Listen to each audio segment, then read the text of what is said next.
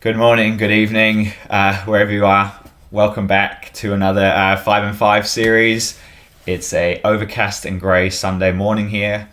I've got my coffee and I'm ready to show you 5 of my favourite Flying Nun records. So, favourite meaning, I guess, just ones where I flip through the collection and I go, man, this is a great record, this is a great record, this is a great record. So it's not necessarily an essential one, or well, they kind of are, or a classic one, or they're always ones that I like to recommend or play to people, I guess. So this is a bit of a looser one than normal, but they're all on Flying Nun or released on Flying Nun, which will make sense in a few minutes. But as normal, we've got 5 minutes to get through these, so I won't go into too much detail on each one, but I'm about to set the timer for 5.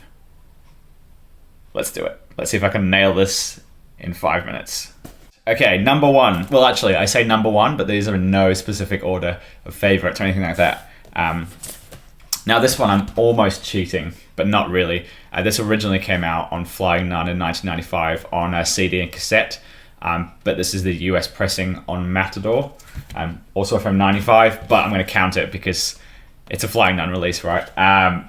This is so good. This is probably maybe a little bit different if you are familiar with some of the earlier stuff. It's kind of different in the whole catalog, really, in terms of to me, it almost feels a lot more upbeat and catchy, and there's choruses.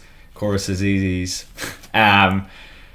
almost has a more of a lighter shoegaze sound. It doesn't really have that dark undertone that a lot of the Belt to Space stuff has running through it.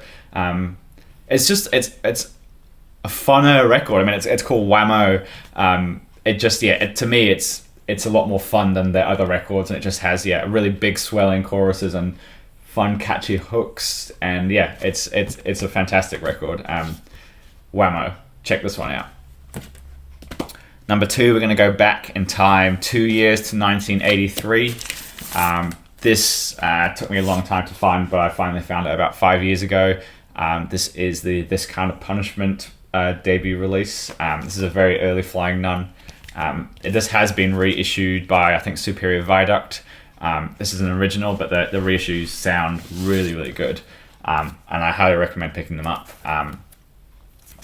What a seminal band for New Zealand. Amazing brothers of Peter Jeffries and Graham Jeffries and Chris Matthews. I'm trying to think of my favourite track on this, just looking through them all. And generally speaking, this is a really dark, I guess, post-punk record, quite atmospheric. I think After the Fact, which I know is cliche, the opening track is really amazing. The way it kicks in and the way it builds up. Really fantastic. I can already tell I'm speaking too much in my 5-minute time frame. So we'll move on quick. Snapper. Wow. Peter Gutteridge, absolute legend. Check out the track Buddy. You may have even heard it being played around on the radio or somewhere. Absolutely essential and really, really fun record. You can play this anywhere, and I feel like most people will get into it. Absolutely fantastic. Okay, how are we for time?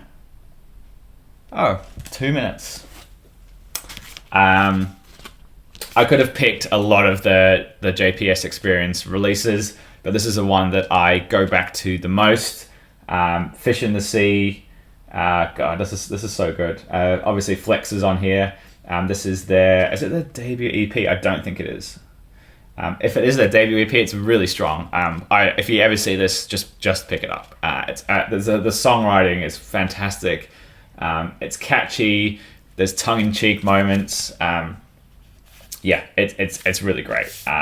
There is I think Fire Records put out a box set with all their stuff, including the Bleeding Star reissue, and I've been meaning to pick it up, but I just haven't got around to it. That I can highly recommend you check out, and that I think pretty much covers all of their output. Super fantastic. This is split into 2 sides, and they've called it like a rock music side and a quiet side. And it's all rock music, but one's a lot softer and one's got a lot louder, I guess is the way you'll put it. One's more acoustic focused. A perfect EP for me. just really fun and really cool. It was a toss-up between that and the Size of Food album. I love that track, Elemental. Okay, next one. I'm a graphic designer, so I love this in terms of the packaging and the elements of what they've done here. This is obviously Tall Dwarfs, Chris Knox. Let's see if I can pull this out for you. This is an absolutely classic, fun track. Just check out this track, Nothing's Gonna Happen. It's so joyous, so uplifting. It's so in the spirit of Flying Nun to me. It does absolutely capture the sound of what was happening here in the 80s.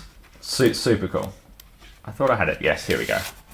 Look at that. Talk about the complete package. Yeah, I love this. It's one of those tracks that I'll just play to people and they'll be like, what is this? Super fantastic. Okay, there we go. 5 minutes. Done. Thank you so much for watching. Stay tuned for a couple more. I've got some exciting ones coming up. Thank you. Bye.